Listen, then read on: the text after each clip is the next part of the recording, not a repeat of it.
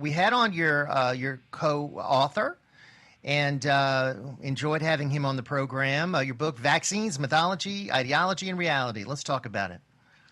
That's it. We hit the New York Times bestseller list with this book. John Leake is the principal author, but it's really a gripping narrative of a 300-year history of the development of vaccines, but also, the rise of a religion around vaccines. They're presented and accepted based as articles of faith, not based on scientific evidence. And this is the reason why we saw the vaccine mania we did during the COVID-19 pandemic. So everybody ought to get a copy of this if they're interested in understanding how the human mind became so wild over vaccines.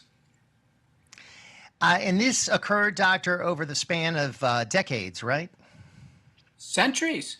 Jeff, Centuries. We start out with Cotton Mather, 1721, in Boston, Massachusetts. He's a Puritan minister. He declares that variolation, an early form of vaccination, is a gift from God. Wow. Wow. So fast forward to COVID. And, vaccine, we keep hearing. And, there's reluctance. Folks took the vaccine and had bad side effects or maybe even died. They don't want to take it.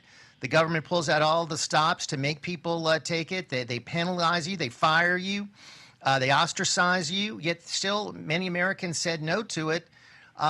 Mandates. I mean, it was a nightmare, Dr. McCullough. Have we ever seen that kind of governmental enforcement of this in the past?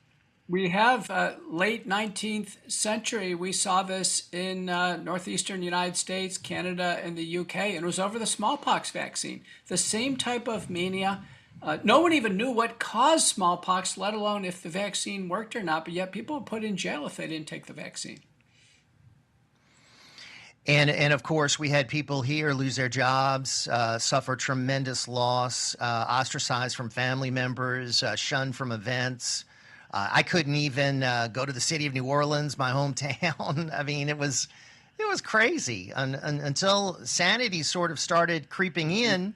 Voices like yours, I'm proud to say, my program and others, and eventually it subsided. That won't happen again, will it, Doctor?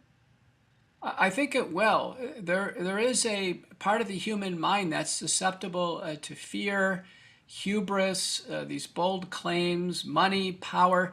You mix all those together, you end up with basically a biopharmaceutical complex or a vaccine cartel that can run the table at certain times. Now, you're in Louisiana. It's one of the least vaccinated states in the country. Overall, 81% of Americans took one or more shots of the COVID shots, and 70% took two. I didn't take them. I'm a doctor. I testified in the Texas Senate in March of 2021. I said, listen, these aren't looking like they're safe. Turns out the vaccines never reduced the case count of COVID, never stopped transmission, didn't reduce severity. They didn't save lives. That's a false claim. It doesn't even say that in the consent form. Now, my estimate is fewer than 1% of people are taking shots. The schedule is right now, someone like you, Jeff, you'd be on your 7th shot. And these are, it's unfathomable. People aren't doing this. I didn't take any either. I'm proud of it. But here's the horror show, Doctor. My mother was in a facility where she didn't have a choice. Oh, no. And she had to take all the shots, and she developed turbo cancer that took her life. She was quite elderly and didn't want to, rock the boat. And I believe, and I'm no doctor, you're the expert, that there was a connection between her death and the vaccines. I also had the best man in my wedding develop COVID. He was thrown in a hospital and forced to take remdesivir, put on a ventilator, not allowed to take ivermectin, and then he died. So, I mean, so many people have those types of stories, Doctor. It's a tragedy. Let's take COVID-19. The McCullough protocol, which is the most widely used early treatment protocol for COVID-19, it was published in 2020, the American Journal of Medicine. By the end of 2020, it featured ivermectin among 6 to 8 other drugs.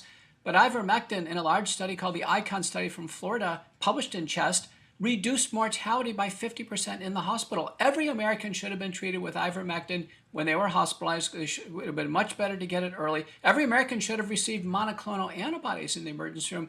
Yet those two interventions were safe and effective. One low-tech, one high-tech, were not used. Now bring in the vaccines. We're seeing record heart damage, neurologic damage, stroke, paralysis, autoimmune problems, blood clots like we've never seen before. And then sadly, Jeff, as it affected your mom, turbo cancer. That's cancer's advancing much more rapidly and aggressively. You know, I think President Biden, after 6 shots, he has a turbo cancer. Oh my gosh. And then what about remdesivir? Is that still being used? Remdesivir this is stupendous, is still being used.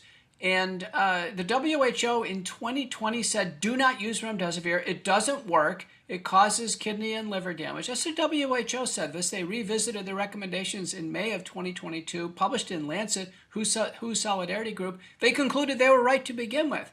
So no one's explained why U.S. hospitals went against the WHO and the European Society of Critical Care. Remdesivir hasn't helped anyone. It's been a disaster. The person that pushed a lot of this, is he ever going to be brought to justice? Is there ever going to be any charges against him? And of course, I'm talking about Dr. Phony Fauci. Fauci must have approached Biden and asked for this unprecedented 10 years of clemency for crimes he knew he committed. The crimes were fraudulent concealment of the origins of SARS-CoV-2, the Wuhan lab, suppression of early treatment, and then promotion of the vaccines, both of which took so many lives. So fraud and mass negligent homicide. I've personally talked to Rand Paul, and he's doing everything he can with the legal system to essentially dissolve the clemency and get a special prosecutor assigned and get some court, get some allegations under investigation. Right. Fauci is part of this. Ralph Barrick at UNC Chapel Hill is a big part of this. The CDC directors have all, have implications here. I Right. testified in the U.S. Senate hearing May 21st, 2025, in the Permanent Investigations Subcommittee, and we concluded that the government, the Biden administration, and the public health agencies, Fauci included, suppressed the information on heart damage and allowed more young people to take the shots and suffer heart damage and cardiac arrest. Unbelievable. And then Biden signed that pardon with an auto pen, right? I mean, the auto pen should be evidence that none of these are valid. I mean, if he didn't sign it personally and an auto pen signed it, all of them should be thrown out, right? But the auto pen, this unprecedented preemptive pardon is a preemptive pardon. How does that work? How can you be exempted from crimes that you've committed before you're even charged with those crimes? We're seeing some bad things occur during the pandemic. Wide open corruption, malfeasance, and it all led to the public being harmed. And now there's tremendous distrust of the government and the public health agencies. Yes. We have about a minute, Doctor, but I do want to talk about this big news. The CDC website now says a link between vaccines and autism cannot be ruled out, reversal from their longstanding stance. And I know you played a big role in that. Mm-hmm. So I'll turn it over to you to fill us in. Yeah, thank you. The McCullough Foundation published a very important report, press release October 27, 2025, on the Determinants of Autism Spectrum Disorder. It was sent to Robert F. Kennedy, CDC, and HHS. And like a good public servant, RFK followed our points in the paper and ordered the CDC to put on their website that the link has not been ruled out. And they're following my encouragement. They're going to do their own report, and I think they will conclude in susceptible children, a big bundle of vaccines can lead to brain inflammation, encephalitis, and then the post-encephalitic state of autism.